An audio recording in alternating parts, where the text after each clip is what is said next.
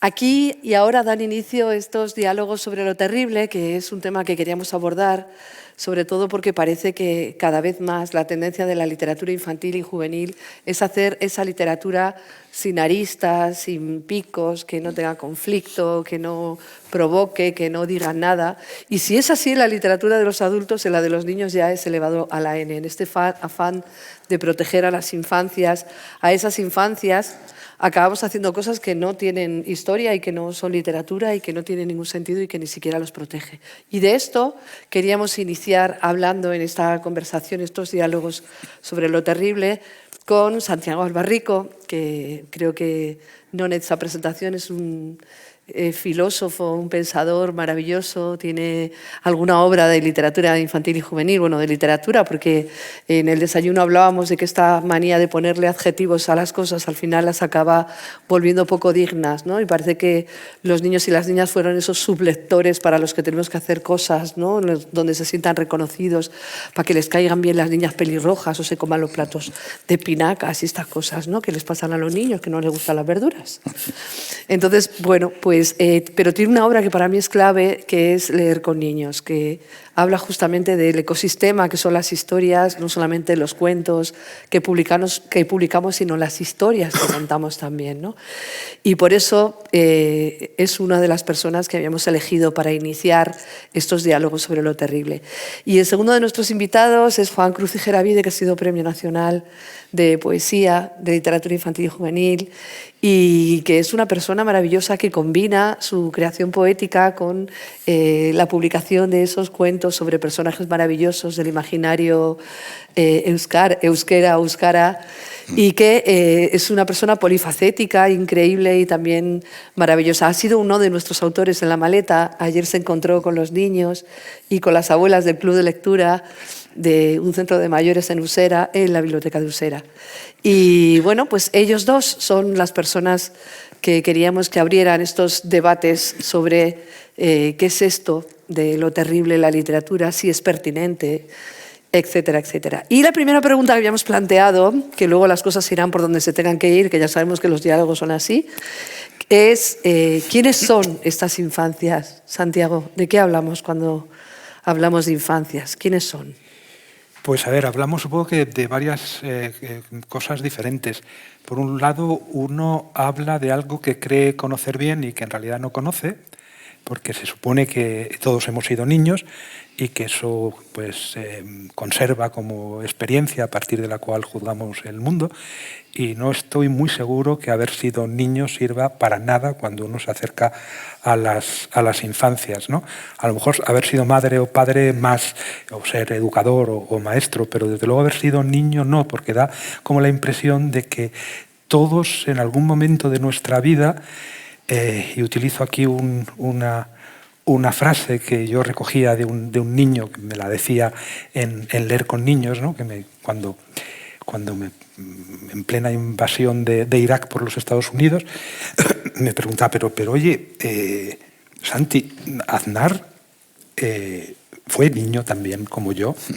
Y le dije, pues sí, como todos. Y entonces, un minuto después, cayó en la cuenta y dijo, lo que le pasó a Aznar es que dejó de haber sido niño. Y creo que hay un momento a lo largo de la vida en que todos dejamos de haber sido niños y por lo tanto digamos que la experiencia de la infancia no nos dice nada acerca de la infancia. Al mismo tiempo, obviamente hay muchas infancias, ¿no? Yo estos días pensaba mucho en los niños de Gaza. Leí ayer unas estadísticas que dicen que el 96% de los niños de Gaza sienten como inminente su propia muerte. La mitad de esos niños, además, quieren morirse, que es la cosa más terrible a la hora de acercarse a un niño. ¿No? Un niño que quiere morirse ya no es un niño. El 76% tienen pesadillas y un 75% no acepta la realidad. Es decir, están viviendo constantemente esa primera fase del duelo, que es la negación de lo que te ocurre, la negación de la muerte de tus padres, de tus hermanos, de tus tíos. ¿Eso es una infancia? Pues también es una infancia en algún sentido, ¿no? Porque vemos, y esto es uno de esos misterios que a veces han llevado a relativistas culturales a justificar regímenes terribles, ¿no? O incluso situaciones de pobreza escandalosas, ¿no? Porque si hay un niño que juega entre la basura, pues a lo mejor la basura no es tan mala, y mantener a niños viviendo en condiciones en las que tienen que descalzos pasear entre la basura, pues a lo mejor no es tan malo. Lo cierto es que los niños tienen una dimensión corporal muy decisiva y que hace que sean verdaderamente felices, y yo creo que al mismo tiempo verdaderamente infelices, ¿no? Pues llega la noche y toda la felicidad del juego, de la calle, de los contactos físicos con otros niños, de las propias reglas del juego, porque yo creo que lo importante en la infancia y en relación con el juego es que los niños crean sus propias reglas e incorporan como algo fundamental para moverse en la vida al concepto mismo de regla, al contrario de lo que pensamos. El juego no es nunca desordenado ni caótico, está relacionado con la regla y con la ficción. Introducen la ficción en su vida desde muy pronto y también las reglas. Entonces, creo que hay una dimensión cuerpo que es transversal, o si queremos universal, y que hace en efecto que todos los niños del mundo jueguen. Luego, si queréis, hablamos, porque creo que en Occidente, en esta región del mundo donde vivimos, los niños juegan cada vez menos. Me lo comentaban hace poco los miembros de un colectivo pedagógico que lleva 30 años trabajando en Asturias, y estaban perplejos de encontrarse de pronto con niños que no saben jugar.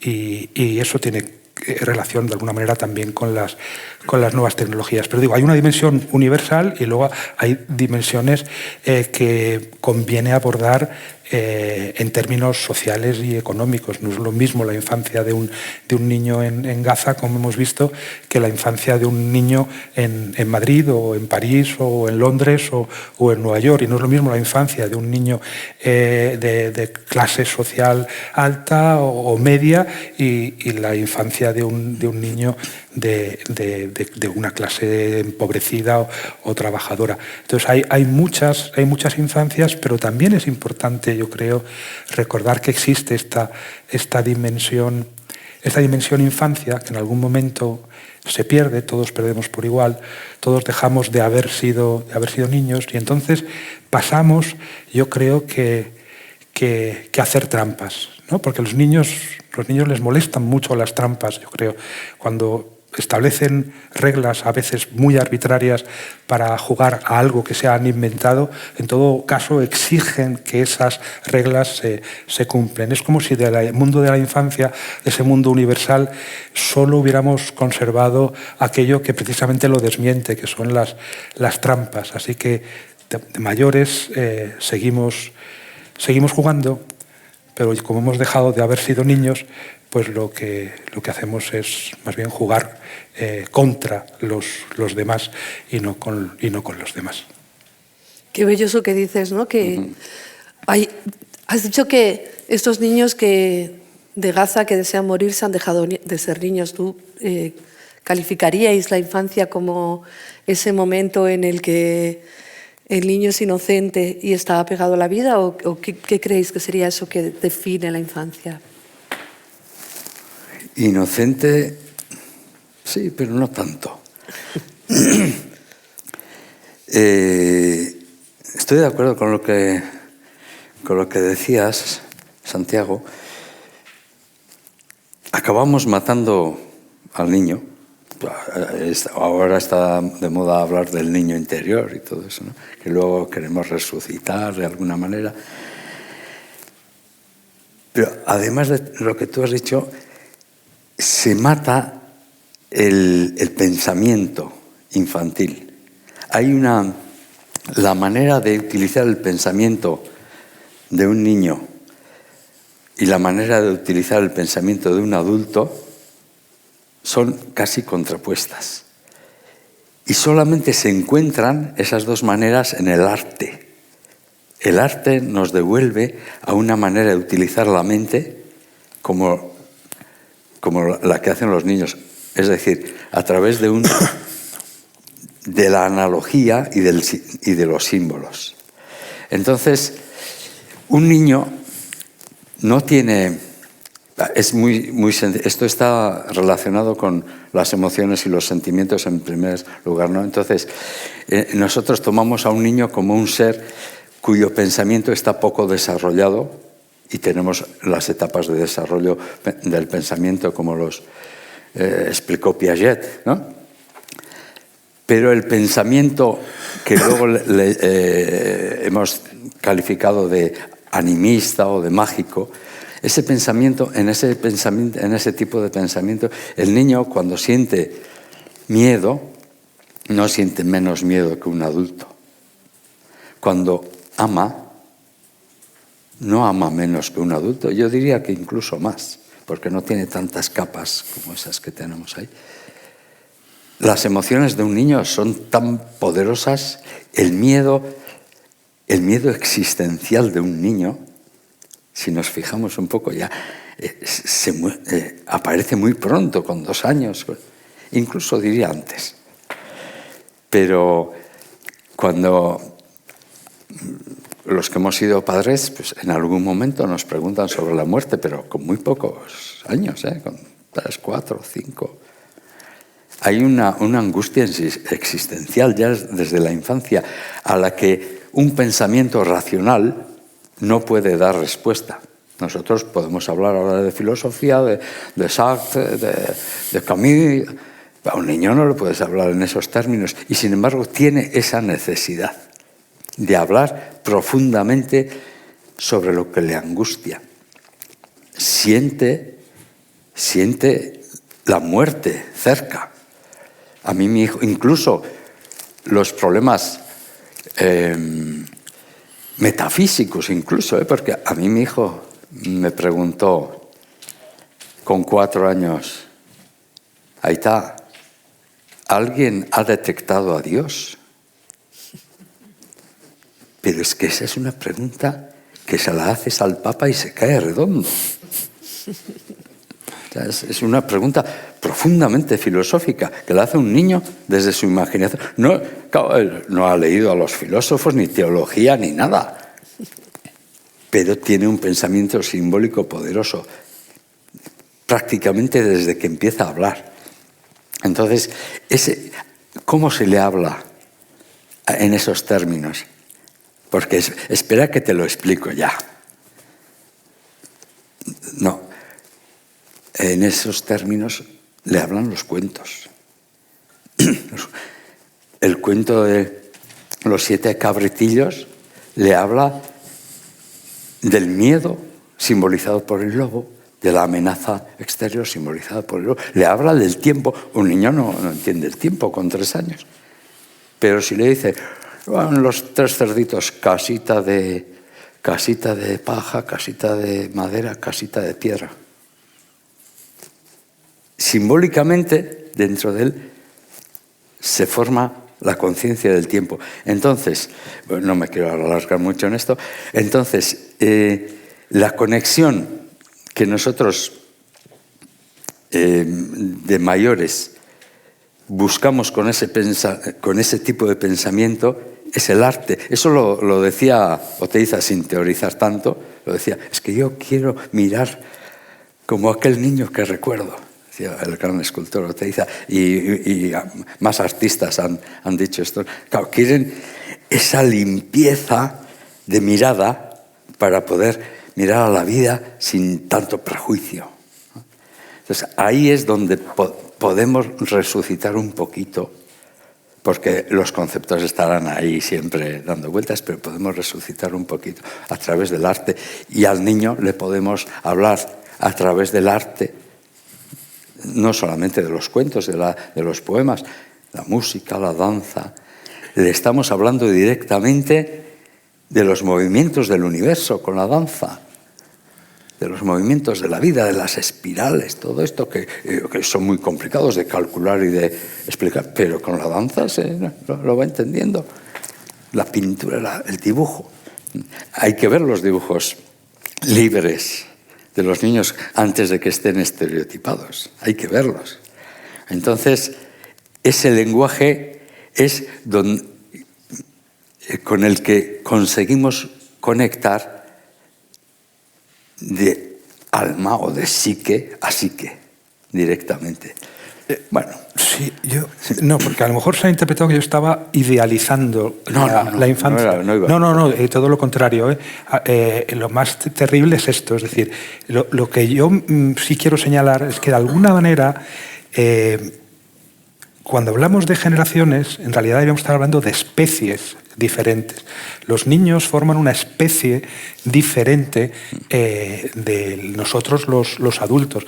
Y es una especie que no es que esté condenada a extinguirse, que está condenada a extinguirse en cada generación, sino que debemos procurar que se extinga. A ver, yo creo que hay algo importante.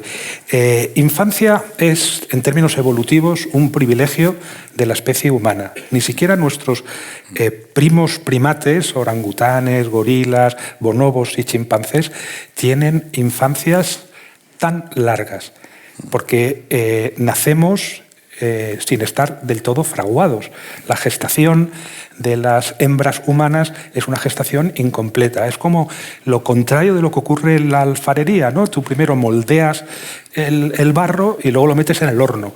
Pues los seres humanos que procedemos de cuerpos y de cuerpos femeninos nacemos sin hornear del todo y luego se nos moldea inicialmente con las manos, pero enseguida y sobre todo con el lenguaje. Entonces hay todo un proceso de inscripción de ese cuerpo sin fraguar, sin gestar del todo, en el mundo propio de la especie a través del lenguaje. Y claro, es muy duro cuando eres padre o madre ver que tu hijo va creciendo. La adquisición primera del lenguaje te maravilla, porque lo hablábamos antes cuando desayunábamos, está esta dimensión poderosamente fonética que hace que sea el momento en que te gustan las aliteraciones, los calambur, los trabalenguas, porque te fascina la existencia fonética del lenguaje.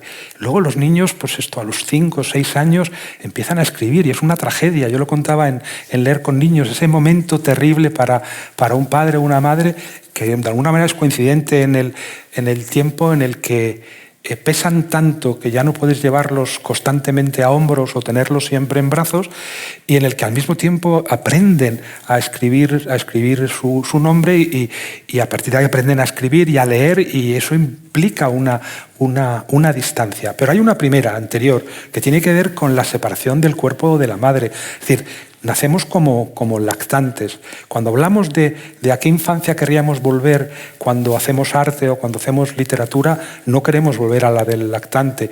El lactante se desengancha del pecho materno a través de la voz, de una voz que al mismo tiempo le habla o le canta y que sigue hablando, cantando cuando se acaba la lactancia. Y ahí ya se introduce esa distancia. Y esa distancia es precisamente la que en la mitología griega se introduce de alguna manera muy violenta, ¿no?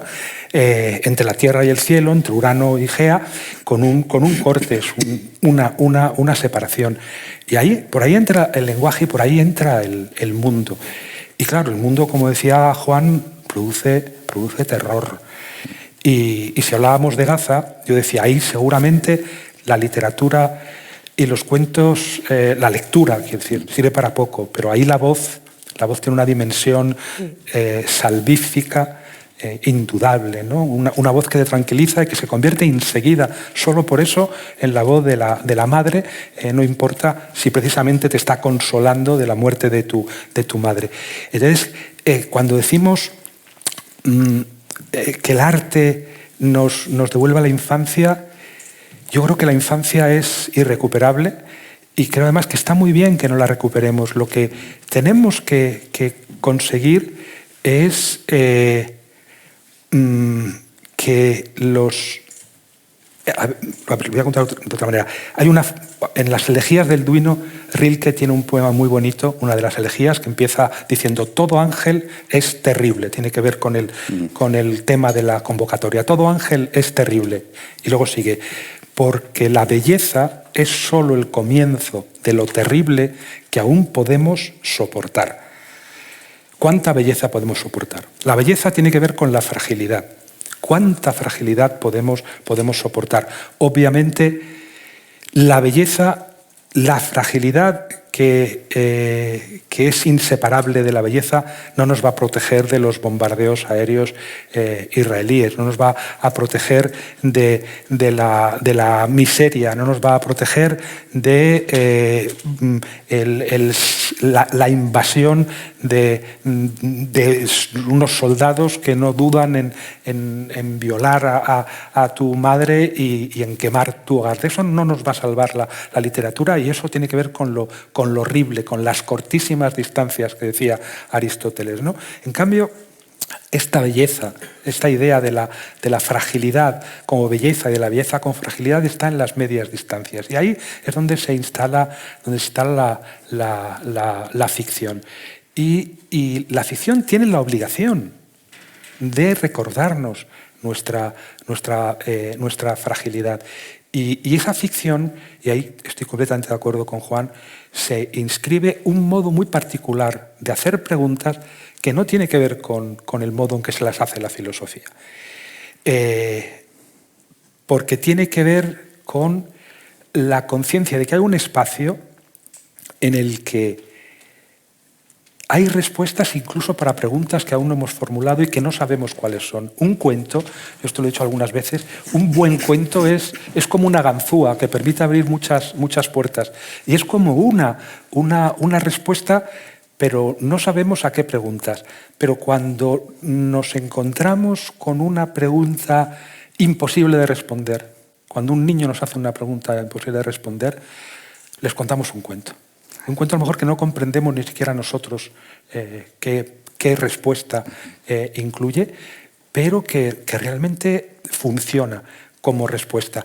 Y en esa respuesta lo que hay que entender es que no todo es bonito, no todo es feliz, no todo es cómodo. Hay una cosa que me gusta mucho siempre hablar, cuando Chesterton defendía en otro momento del pasado en el que en Inglaterra a principios del siglo XX se imponía un pensamiento políticamente correcto y se cuestionaban los cuentos de hada y los cuentos populares. Chesterton decía que, para defenderlos, que los cuentos de hada emitían dos mensajes al mismo tiempo, y esos dos mensajes eran igualmente fundamentales para un niño que los escuchaba. Uno, que los ogros realmente existen. Si te quedas ahí, a un niño lo matas. Tú no puedes decir los ogros existen y te van a devorar. Y el segundo mensaje es que pueden ser vencidos. Y yo creo que en todos los cuentos de hadas están implícitos esos dos mensajes. Pero el primero es muy importante, ¿eh? Los ogros existen y un niño tiene que saber que los ogros existen y se llaman de muchas maneras diferentes. De hecho, las palestinas cuentan un tipo de cuentos que se llama la Jefrille, que solo cuentan las mujeres. Y son esos cuentos donde se instala lo maravilloso, que es típico de los cuentos de las mujeres, ¿no? Ese acceso al mundo de lo maravilloso donde es posible hablar del ogro y donde es posible saber que un niño pequeño, sin violencia, con su inteligencia o con el humor, es capaz de vencer a ese ogro. Y de hecho esos cuentos quizás no salven a esos niños del horror de la guerra, pero sí infundan un poco de esperanza, ¿no? En la posibilidad de que existan otros mundos posibles.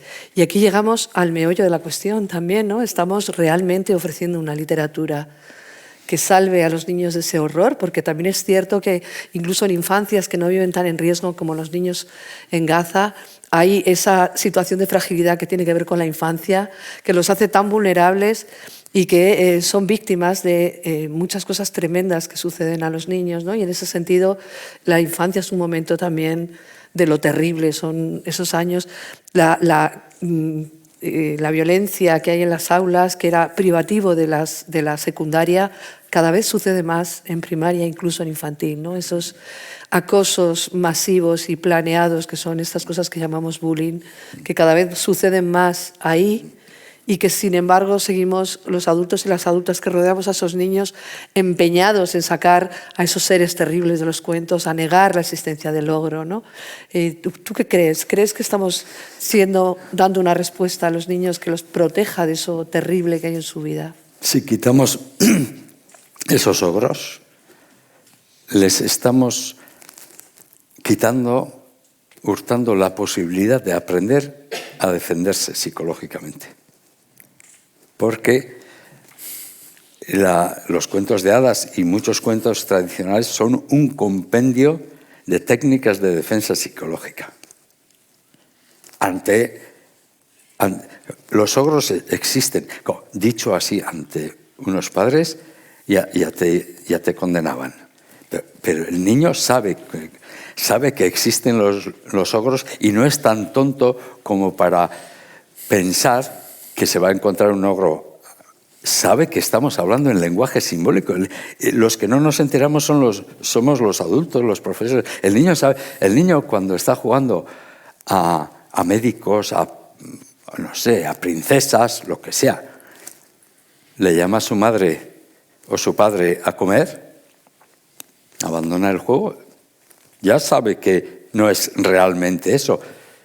Está jugando simbólicamente y sabe que cuando decimos los ogros existen simbólicamente, y eso representa a todo lo que nos amenaza, guerras, y en algunos sitios lo viven pues descarnadamente, la presencia del ogro, y en otros sitios lo viven, bueno, en lugares más protegidos, pero dándose cuenta de que esto todo no es jauja, porque se tienen que entrenar. La psique se tiene que entrenar. Entonces, si damos cuentos planos, primeramente no se van a emocionar. No funcionan. O sea, y en segundo lugar, pues les estamos quitando toda esa riqueza de preparar la psique, de hacerla viva, porque la vida es contraste. Y allí está la muerte. Y no podemos estar toda la vida mediatizada por el miedo a la muerte. Ese es el gran problema que tenemos muchos los seres humanos. Cuando el miedo no está en su sitio, nos paraliza, nos hace cometer barbaridades, incluso montar guerras y tal. Son unos miedosos los que montan las guerras, porque van a perder no sé qué. Entonces, el tragarnos al lobo en un cuento, los tres cerditos que se comen al lobo, y a mí me gustan las versiones de Caperucita que acaban comiéndose al lobo, o sea, la segunda parte de la versión de Caperucita de los hermanos Grimm, en la que se acaban comiendo. ¡Ay! A muchos. Claro, si te lo tomas con una mentalidad realista, como un lobo, además ecológicamente, a ver, es un símbolo y es la manera de colocar dentro de ti la sombra, el miedo, la amenaza, y ponerla a buen recaudo, ahí. Yo sé que existe porque siento el miedo, siento el terror, pero el terror no me puede paralizar en crear una vida. Y ese es el gran mensaje de los cuentos, uno de los grandes mensajes de los cuentos. Y los cuentos de autor también, si vamos por esa línea, desarrollamos todo eso, creamos más riqueza. Pero si creamos cuentos planos y además sustituimos y prohibimos lo otro, porque he oído ya la palabra prohibición en muchos lugares, prohibir, quitar de las bibliotecas todos estos cuentos. Antes hemos hablado de Roald Dahl, pero también los cuentos tradicionales.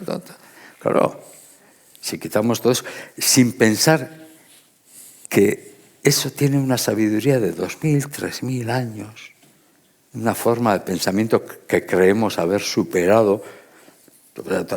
Los griegos todavía usaban mejor que nosotros el raciocinio. Bueno, ahora tenemos técnicas, cosas así, maquinitas, pero no pensamos mucho mejor que Sócrates, mucho mejor, o sea, bastante peor, ¿no? Entonces, cuando hacemos esas limpiezas pensando que protegemos a los críos, los estamos debilitando y los estamos exponiendo a peligros mayores. Claro, luego los niños pues buscan sus maneras, pero cuando se quedan sin esas emociones, sin esos contrastes, los van a buscar en la adolescencia de forma mucho más bestia. Lo estamos viendo. Sí, yo quería traer aquí también una pregunta que no estaba en el guión, pero que ha salido en el desayuno. Bien. Que es, ¿esto de la literatura infantil y juvenil realmente es literatura? Pues no lo sé, yo no soy un experto en literatura infantil y juvenil. Lo que sí me parece es que, en primer lugar, la literatura no tiene la importancia que le quieren dar precisamente aquellos que se dedican a corregir cuentos populares, ¿no? Porque da un poco la sensación de que el pensamiento políticamente correcto aplicado al mundo de la literatura lo que hace es considerar que la literatura es capaz de salvar el mundo o de corregir su rumbo, ¿no? Si hacemos buena literatura, una literatura verdaderamente feminista, verdaderamente ecologista, con mensajes verdaderamente orientados a la igualdad, una literatura integradora en que estén representadas todas las razas, pues vamos a acabar con el racismo, vamos a acabar con el machismo, etc. Eso es sobrevalorar el papel de la literatura por un lado y por otro lado es negarle su verdadera misión, que es sencillamente la de existir. Y existir literariamente un objeto quiere decir, en efecto, introducir esa distancia a la que se refería también Juan cuando hablaba de los juegos de los niños. Los niños son perfectamente capaces de entender lo que es la ficción, ¿no? Yo soy enfermera hasta la hora de comer o soy vaquero hasta que me llaman a desayunar. Ningún niño tiene la menor duda acerca de esa separación que es fundamental para definir a la especie humana. En cambio, lo políticamente correcto apuesta por la literalidad, ¿no? Y eso es, a mi juicio, muy peligroso.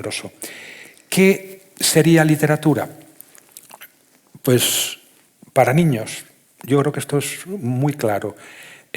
Yo como padre que se dedica a escribir y que ha leído un poco, pues me parece muy evidente que no podemos considerar literatura ningún libro para niños que no quiere leer el padre, que aburre a la madre. Eso es así. A los niños no les vamos a dar a leer el Marqués de Sade, eso es obvio. Pero no des a leer a tu niño nada que no te apetezca leer a ti. Yo todos los libros que recuerdo haber leído con mis niños me gustaban a mí, me gustaban muchísimo. Desde los más sencillos como Maurice Sendak, que nos habla de monstruos, hasta Guillermo Brown, ¿no? Pues si no me apetece leerlo con mi niño, a mi niño no le va a gustar de ninguna manera ese libro y por lo tanto eso no es literatura. Y cuando les das a leer libros que a ti también te gustan, pues ocurre en efecto que a veces tienes que explicarles muchas cosas o a veces los pones en aprietos porque en esto consiste la literatura. Es un espacio que nos hemos reservado para correr los riesgos que no queremos correr en un hospital o que no queremos correr en una escuela o que no queremos correr volviendo solas a nuestra casa de noche. Nos hemos reservado ese lugar para correr riesgos y si de pronto se interviene en ese lugar para que ese lugar sea sencillamente un lugar cómodo y seguro, ahí lo que es seguro es que no hay literatura. Y por lo tanto, creo que sí, que tenemos un criterio también para decir qué es y qué no es literatura y que se ha hecho muy buena literatura infantil. Yo no entiendo lo suficiente, además ya soy mayor, no sé lo que se está haciendo ni lo que se va a hacer, pero me da mucho miedo, si juzgo por lo que ocurre en el ámbito de la literatura para adultos, me da mucho miedo que esta literalidad que de alguna manera imprime un sesgo muy puritano y muy sobreprotector del lector, ponga en riesgo la literatura misma, tanto la de adultos como la de niños. Sí, y ese fenómeno lo conocemos incluso con la música en la Unión Soviética, lo que pasó, ¿no?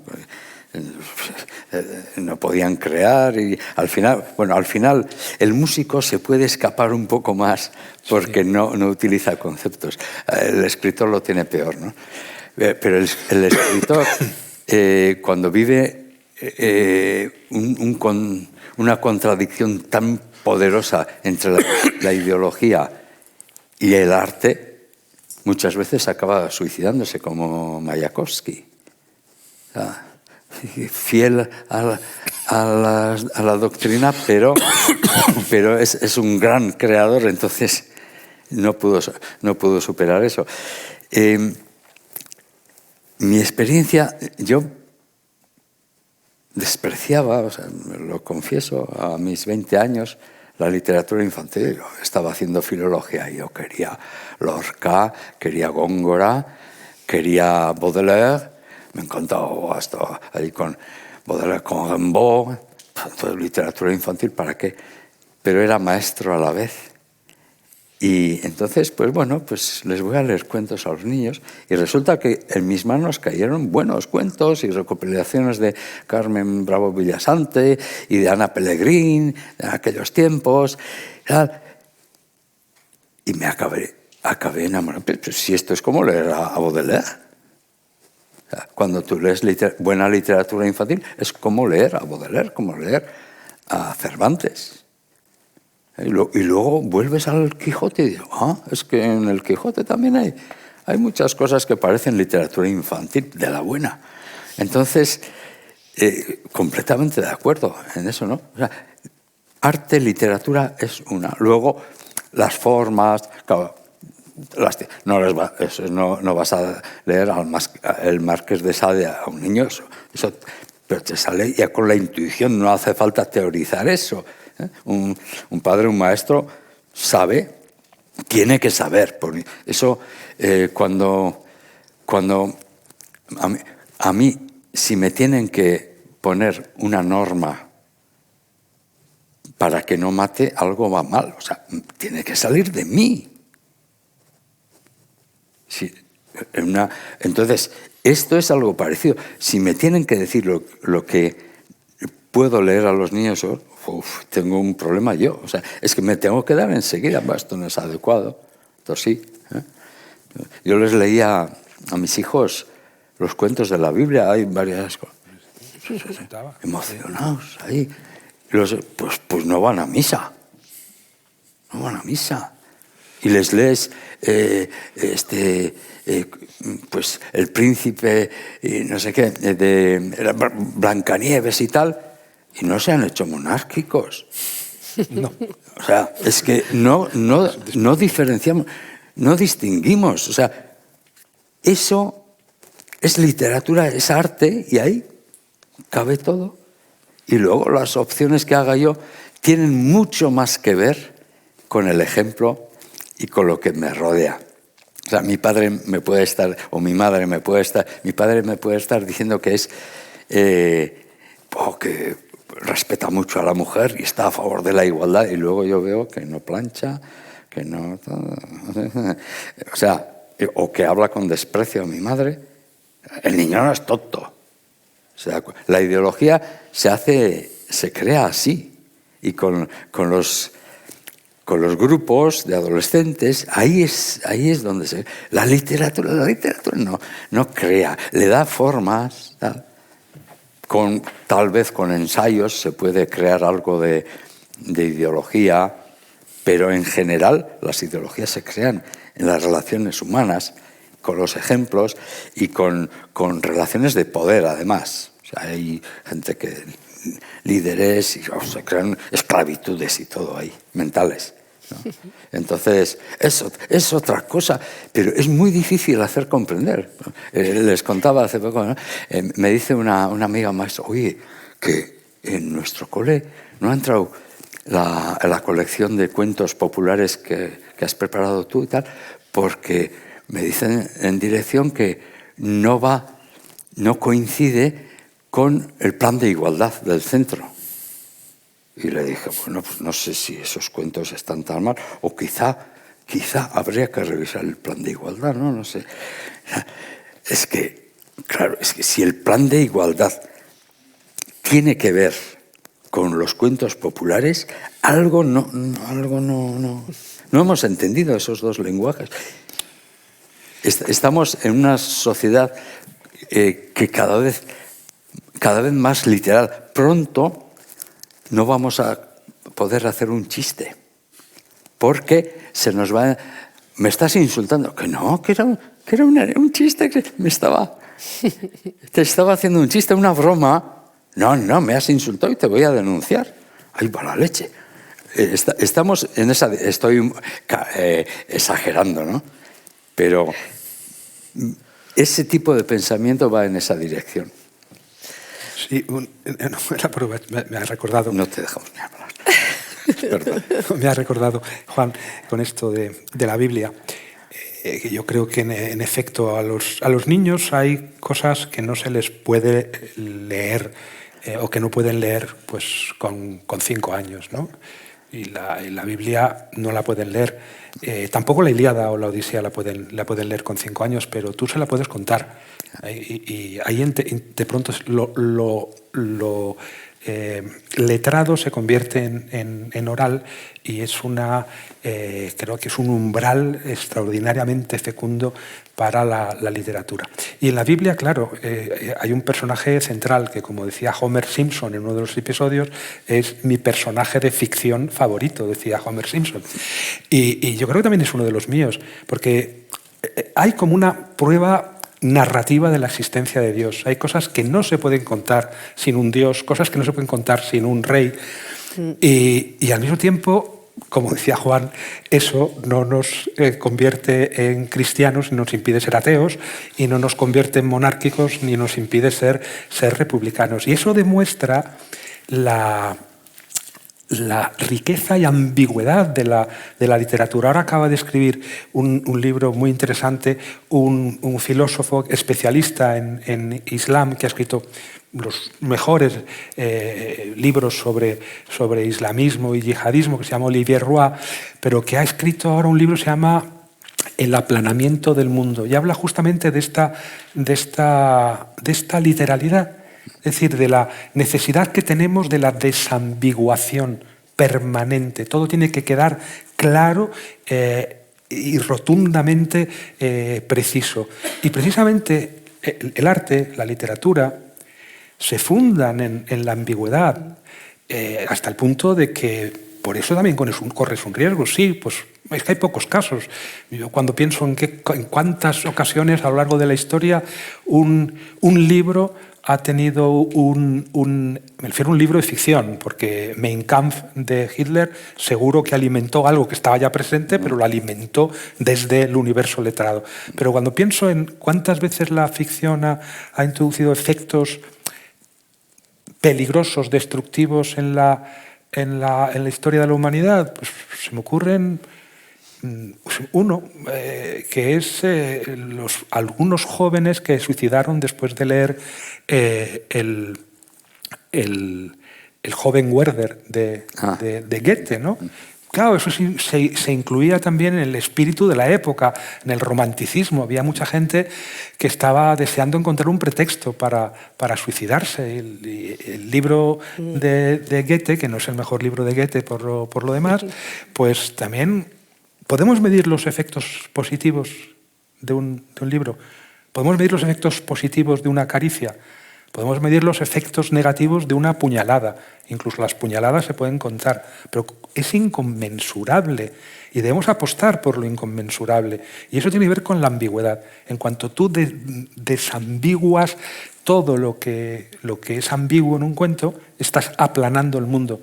Y al aplanar el mundo, lo estás privando de recursos fundamentales para defenderte de quienes lo aplanan. Y de hecho, una de las principales características de la literatura, según Jacobson, es la ambigüedad.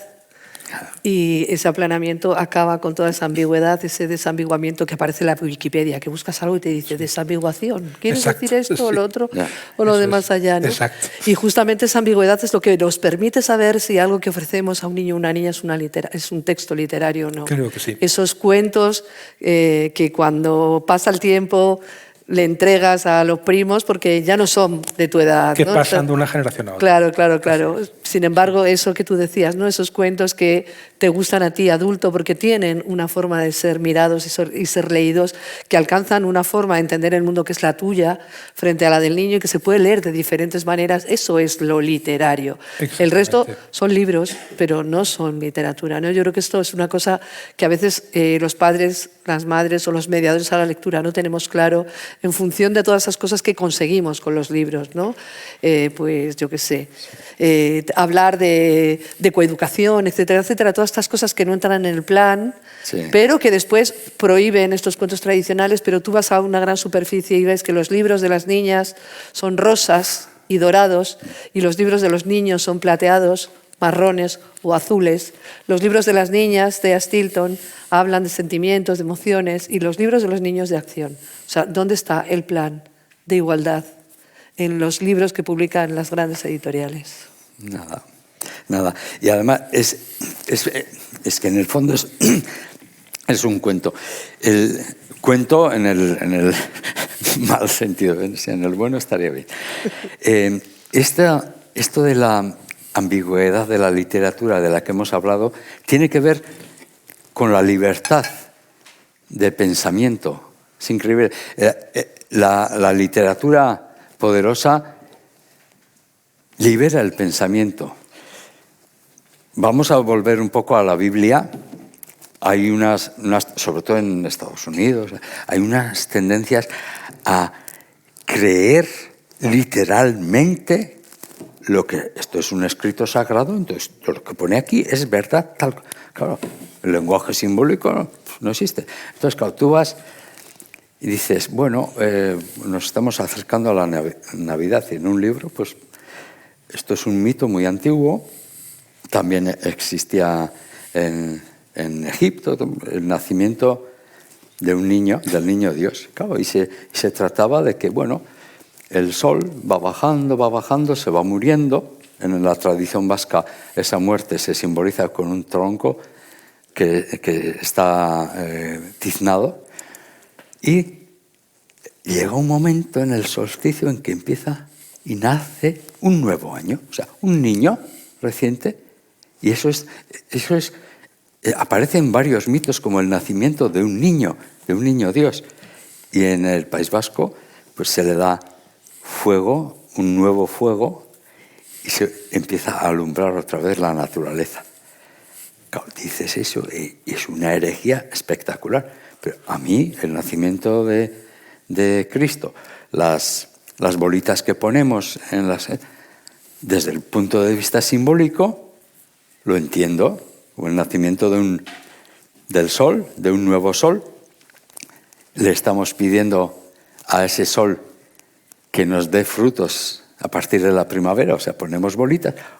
Así a mí me enrolla, lo demás lo odio, ¿no? Pero pues así a mí me enrolla un poquito, y explicándolo así. Y eso está en las tradiciones, el agua nueva y tal, ¿no? Entonces, claro, si uno te viene diciendo, no, pero es que la Biblia pone que nació, estuvo en un pesebre y tal. Mira, no te lo niego, quizá existió, pero si pasó eso, estaba corporeizando un símbolo universal. Herejía.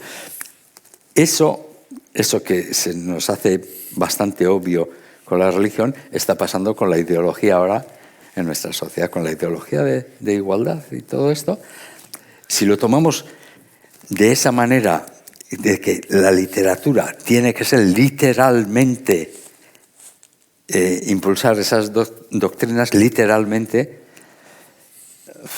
la vamos a destruir. Y hablábamos de ese puritanismo también, que parece que solamente es privativo de la derecha, pero que cada vez más permea también a la izquierda, ¿no? Esa negación del otro, que si no piensa igual que tú, no tiene cabida en tu espacio, en tu programación, en nada, ¿no? O sea, esa negación del otro que era algo como privativo de los fascismos de derechas, y ahora estamos viendo cada vez más en la gente que nos llamamos gente de izquierdas, que es una cosa tremenda. Y esto está afectando también a esta literatura y a estas cosas que ponemos en las manos de los niños, que cada vez tienen que ser cosas donde nuestros niños se reconozcan. Claro, esto es fundamental, es terrible. Seguimos un poco en la prolongación de lo que decía Juan, ¿no? y lo que decía yo antes sobre la literalidad. Esto de que de pronto la literatura tenga que tener un mensaje personalizado, como la publicidad que recibimos en la red, para cada nicho identitario, ¿no? Cuando precisamente la literatura ha consistido en reventar el concepto mismo de identidad, ¿no? No hay nada más antiidentitario que la literatura, el hecho de que tú puedas de pronto reconocerte en un pirata al que le falta una pierna, lleva un loro en el hombro y que además es malo como la muerte, o que te puedas reconocer en una niña a la que no se le permite estudiar piano y acaba haciendo de cajera como el corazón es un cazador solitario, o que te puedas identificar con... a veces incluso con monstruos. En cualquier caso, que reconozcas la existencia. Yo creo que tiene que ver esto con lo que yo contaba en Leer con niños de los ecosistemas, ¿no? Que una buena novela es un ecosistema que genera, por lo tanto, sus propios mecanismos de reproducción, de tal manera que si tú tocas uno, se viene todo abajo. Y ahí lo primero es el reconocimiento de existencia, el reconocimiento de un mundo exterior independiente de nuestra voluntad. Yo creo que eso es, si tengo que decir entre tres cosas importantes que hace la literatura, la primera que hace es el obligarte a reconocer la existencia de un mundo exterior independiente de tu voluntad. Y de hecho, como sabemos, en los cuentos infantiles, yo creo que esto es tan importante como la vertiente simbólica, es muy importante la dimensión inventario de existencias, ¿no? Caperucita tiene el lobo, pero también tiene una cestita, y se enumeran una serie de alimentos. Entonces, primero inventariamos el mundo, reconocemos la existencia del mundo y enseguida reconocemos que ese mundo no se rige por nuestra voluntad y que en ese mundo, porque no se rige por nuestra voluntad, hay una variedad de criaturas enorme, y que lo realmente fecundo, provechoso, lo enriquecedor, si queremos incluso lo aleccionador, no tiene que ver con el hecho de que yo me pueda reconocer en un personaje u otro, sino con el hecho justamente de eso que yo he llamado disforia narrativa, que determina que todos llevemos dentro a todos los personajes de la literatura universal y que todo gran escritor sea mucho más inteligente y mucho más tonto que él mismo, que sea mucho más cruel y mucho más generoso que él mismo, porque de otra manera no podría producir esos personajes. Y cuando uno vuelca en un texto solo lo que es, ahí no hay literatura.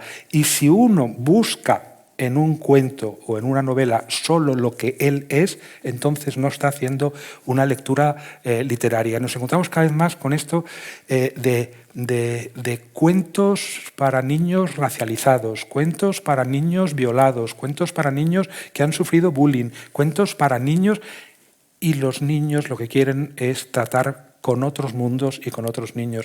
No les creo que les aporta nada el decir, me reconozco aquí y resulta que soy bueno. No, yo quiero saber que el mundo existe y que es más rico que yo y que puede precisamente por eso a veces servirme de alivio de mí mismo. Me olvido de mí mismo y entro en un mundo mucho más rico en el que las identidades no cuentan. Sí, los cuerpos, porque esto es muy importante. Creo que es muy importante no olvidar que más allá de los símbolos están los propios cuerpos. Es una cosa que yo insisto muchísimo.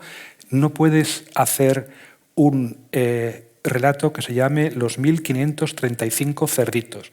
Los cerditos tienen que ser 3, y no solamente por razones simbólicas, porque las combinaciones trinitarias sabemos que tienen una larga historia en la historia de los símbolos, sino porque se pueden contar con los dedos. Tú necesitas que los personajes sean pocos y que sean individuales y que tengan cuerpos. Y eso es muy importante, que tengan cuerpos y que además sean cuerpos que tú puedes juzgar, y a veces negativamente, y a los que te puedes acercar. Pero en todo caso, y esto, y vuelvo a lo mismo, es importantísimo. Como el mérito y la misión fundamental de la literatura es la de construir mundos en los que tú te acerques a personas que no son de tu familia y las trates como si fuesen de tu familia. Y esto no quiere decir que las trates bien, porque dentro de las familias hay muchísimos conflictos. No tenemos por qué hacer cuentos en los que todos los personajes nos caigan bien, al contrario. Pero sí que ocurre este curioso fenómeno de disforia narrativa en virtud del cual a ti te interesa, que esta es la palabra, te interesa fundamentalmente la existencia de alguien que no es de tu familia. Que estés interesado en la existencia y en el doble sentido. Estás interesado en que exista y estás interesado en lo que ocurre en esa existencia. Y yo creo que eso es lo fundamental de la literatura. Muy bien. Sí, sí, completamente de acuerdo. Por ejemplo, si tú estás interesado en dejar patentes los horrores de la guerra, por ejemplo, con un personaje, necesitas un personaje que crea esos horrores. Y la conciencia del niño se va pues, a iluminar en cierto sentido para reconocer ese tipo de actuaciones, ¿no? En el fondo, una de las misiones del arte y de la literatura es abrir la mirada. Abrir la mirada. Normalmente vamos así porque con las normas vamos así por la vida, ¿no? Con las normas, con las ideologías. Entonces vemos lo que hemos aprendido a ver para sobrevivir y para podernos integrar en esta sociedad y tal. Pues esto no lo vemos. Y el arte lo que te hace es abrir con toda esa cantidad de personajes. Además que muchos de ellos son extrañísimos para nosotros, incluso fantásticos. No existen en la realidad. En la realidad material no, pero en la psíquica sí. Entonces, esa labor de la literatura es su función fundamental. Y eso enriquece la psique. Eso nos aporta el arte en general, ¿eh? Tenemos 5 minutitos, un poco más quizás, por si alguien quiere hacer una pregunta. Constanza. Hola, yo quería agradecer la presentación, me encuentro interesantísimo todo lo que han comentado. Yo soy de Chile, así que mi realidad es diferente, pero tengo una editorial de libros infantiles y siento y pienso que todo lo que ustedes han comentado me representa totalmente. Quiero rescatar como 2 temas que mencionaron. Uno, el juego, que me parece que el juego es el lenguaje de los niños, por lo tanto los niños crean sus reglas, crean sus mundos, se trasladan, y que eso lo vamos perdiendo mientras crecemos, pero los cuentos que le contamos a nuestros niños también son juegos, entonces hay como una cosa circular, ¿no? Porque el cuento tenemos que inventarlo, tenemos que crearlo, el niño tiene que creer lo que le estamos contando. Entonces una cosa que se ve muy simple cuando alguien dice libros para niños, que es fácil escribirlo, que es fácil hacerlo. Todos los que lo hemos tratado sabemos que no es fácil porque los niños no compran cualquier cosa, ¿no es cierto? Los niños no son tontos, los niños creen en todo. Y en la presentación de Irene, que dijo, ¿no es cierto?, que el título se llamaba La literatura como refugio, yo pienso que sí, que la literatura es un refugio para todos los niños. Y este título que se llama Infancia e Infancias, la diferencia, ¿no es cierto?, uno podría simplificarlo y decir la infancia es una cosa individual, que cada uno de nosotros lo ha vivido, y las infancias pueden ser un concepto sociocultural, histórico, en fin, que también trasciende la infancia individual. Entonces, yo quería hacerle una pregunta más puntual para mí. ¿Qué piensan ustedes de las editoriales infantiles independientes? No las grandes. Ustedes que vienen del mundo, no sé si no los conozco tanto, pero me pareció muy interesante, entonces quería escuchar su opinión al respecto. Dala tú, porque yo no puedo responderla. Yo creo que es la tabla de salvación que tenemos los niños y los escritores. O sea, la dictadura de lo comercial es tal en este momento que es imposible publicar ciertos libros en las editoriales grandes, que digamos, ¿no? Entonces, son una bocanada de aire puro las editoriales pequeñas, independientes, que están ofreciendo otro panorama mucho más variado y rico, y además están consiguiendo que se lea.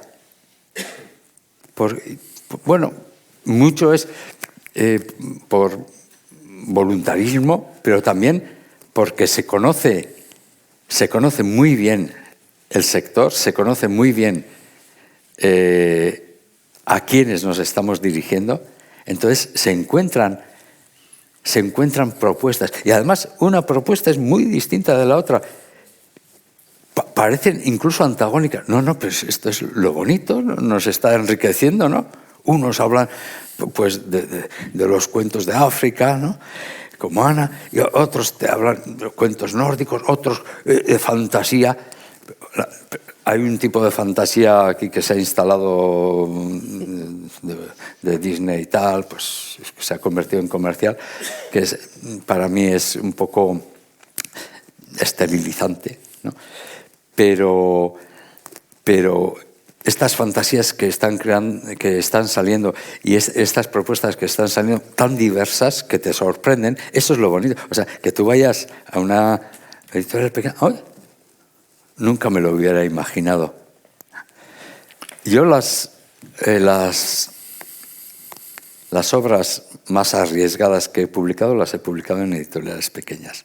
Y ahora prácticamente publico en estas, porque ayer me decía una biblioteca, joder, tus libros son difíciles de encontrar. Claro, pues los publico con editoriales pues, que tienen poca... Bueno, no tienen tan mala distribución, pero bueno, pues no se ven tanto. Pero es que te aceptan propuestas de trabajar con ilustradores y hacer algo totalmente distinto a lo que se estaba haciendo, y a veces te das un morrazo, pero es que el arte es... En arte te tienes que dar morrazos, ¿no? Y fallar, y de repente sale algo inspirado y que, bueno, eso es lo... Yo agradezco mucho porque están consiguiendo que sobreviva una literatura viva, una literatura poderosa, sí, poderosa. La otra es poderosa porque vende mucho. Pero...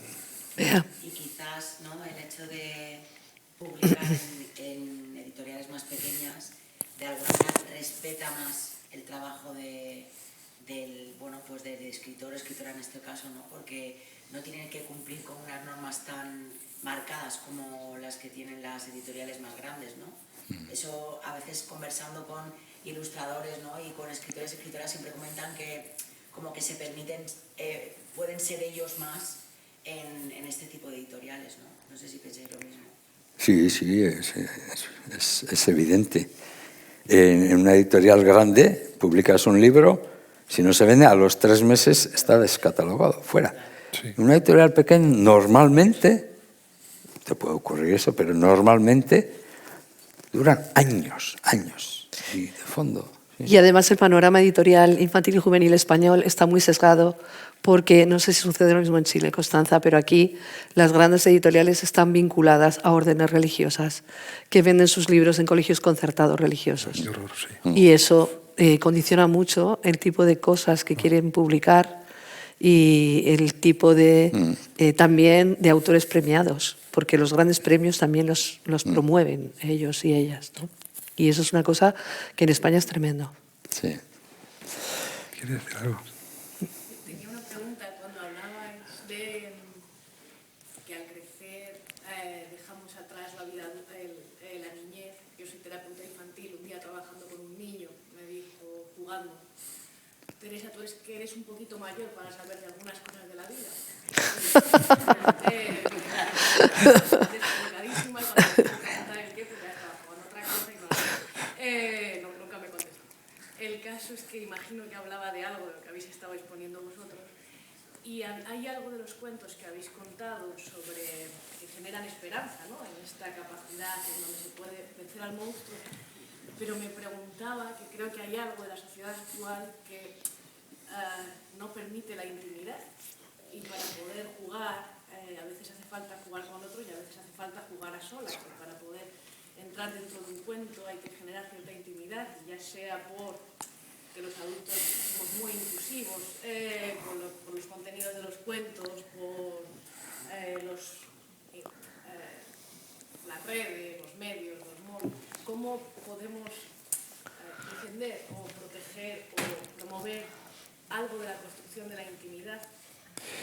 Ha sido un tema importantísimo. Estaba justo pensando en que íbamos a marcharnos de aquí sin hablar de algo que ha cambiado radicalmente las infancias, desde luego respecto de la que yo viví, y tiene que ver con los medios, con las redes, con los gadgets electrónicos, en definitiva, con ese órgano tecnológico del que cada vez más depende nuestra vida y que sobre todo nos priva de una facultad relacionada directamente con la literatura, que es la atención, ¿no?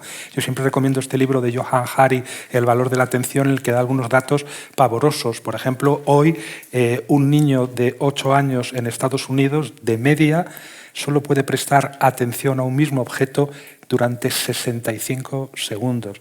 En 65 segundos no puede ocurrir nada que realmente te importe, ¿no? Esto que decía Flaubert, que para que una cosa se vuelva interesante, basta con mirarla fijamente. Hoy es muy difícil porque no miramos fijamente nada. En consecuencia, la privación de la atención, además, está asociada a este concepto del que yo he escrito mucho, pero que tomo de un filósofo francés que se llama Bernard Stiegler, que es el de la proletarización del ocio, ¿no? Que es un cambio fundamental que se produce también en el capitalismo, cuando de pronto ya no es el tiempo del trabajo, de la producción, del que el capitalismo extrae beneficio económico, sino que también lo extrae del tiempo libre, del tiempo del ocio, que recordáis, ocio originalmente para los griegos quería decir escuela. O sea, el término donde viene escuela quería decir ocio para los griegos. Entonces, el tiempo libre es un tiempo dedicado al saber, al aprendizaje, a la lectura, al arte. Todo eso ha quedado enteramente borrado por unos medios tecnológicos que nos han expropiado totalmente el tiempo libre. Y tiene que ver con lo que tú dices de la intimidad, y tiene que ver con el aburrimiento, porque nuestro tiempo libre no es nuestro tiempo libre, es un tiempo libre completamente homologado.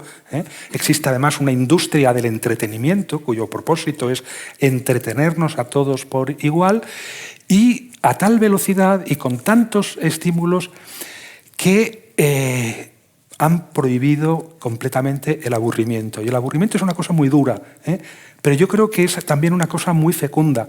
El nacimiento es la matriz de los grandes cambios de la humanidad. El aburrimiento es la cuna de las grandes inspiraciones. Claro que uno se aburre y aburrirse es terrible, y entonces se te pueden ocurrir malas ideas también. Pero tanto a nivel individual como colectivo, yo creo que el aburrimiento es la matriz de los grandes cambios. A nivel individual, pues bueno, pues si tienes mínimos recursos, pues te puede ocurrir escribir un poema, cantar una canción, inventarte un cuento. Y a nivel colectivo, recordad siempre, yo pues una de mis lecturas favoritas, que sigo leyendo ahora, es Guillermo Brown, ¿no?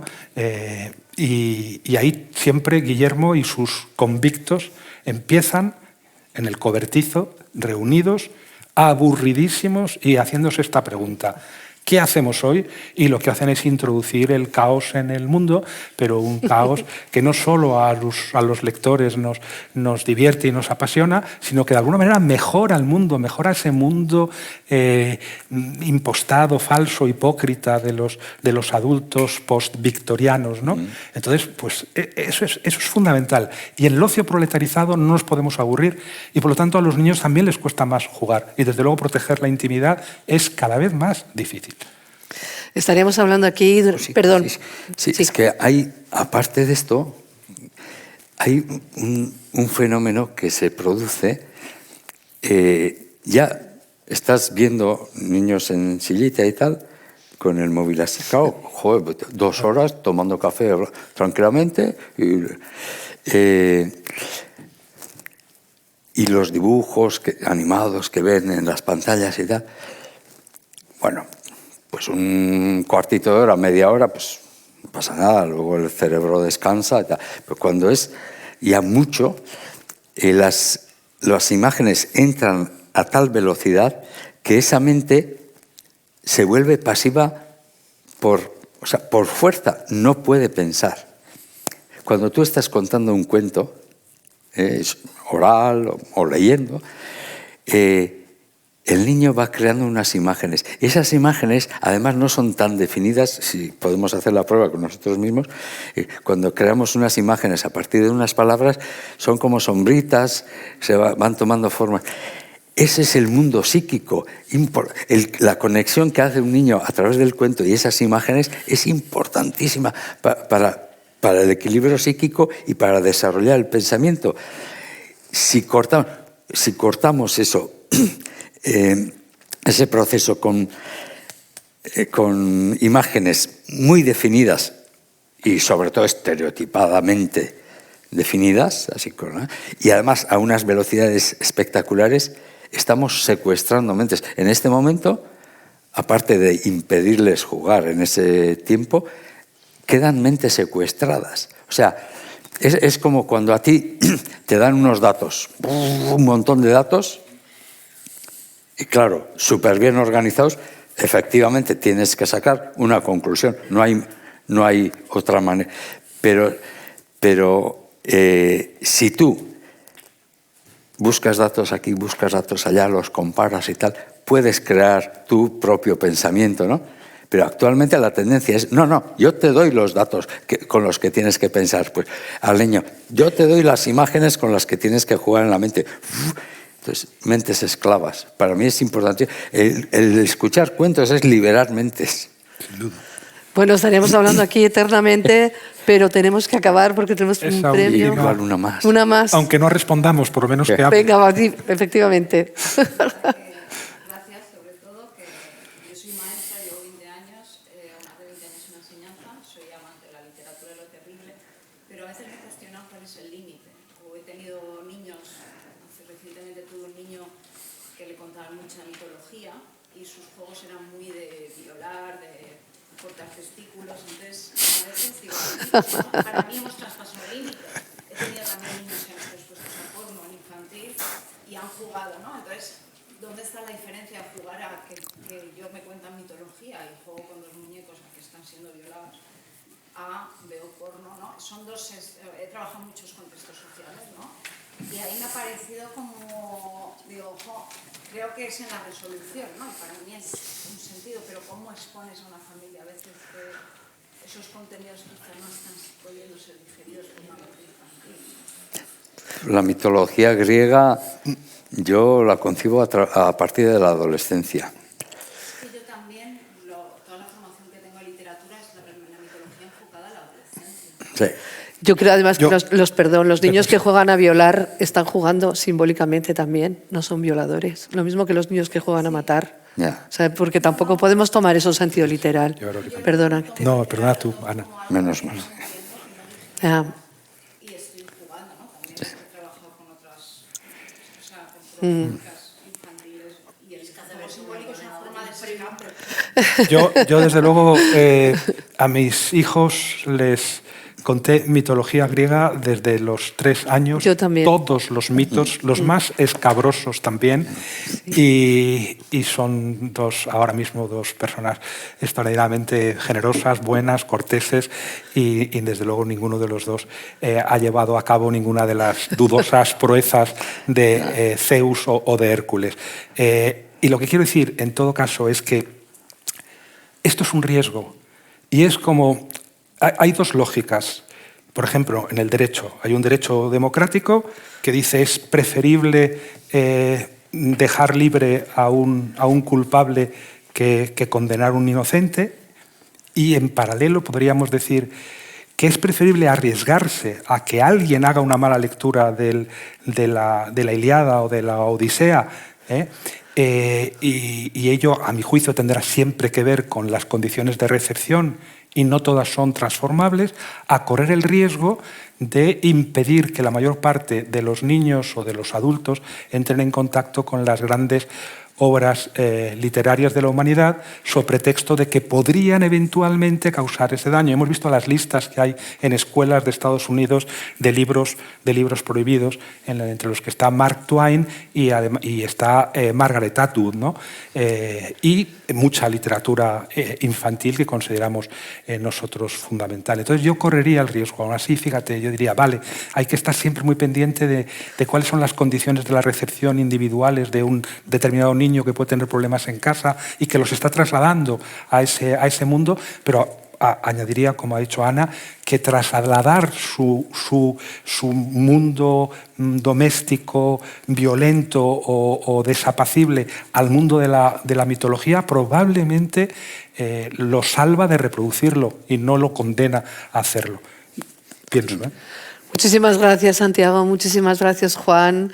Podríamos estar hablando aquí horas y horas con ellos porque son increíbles el uno y el otro, y muchísimas gracias por traer esta infancia, estas infancias y estas reflexiones sobre la ficción, sobre la literatura, sobre los cuentos, sobre los mitos, sobre todo esto tan, pero tan necesario. Muchas gracias. Gracias a ti, Ana.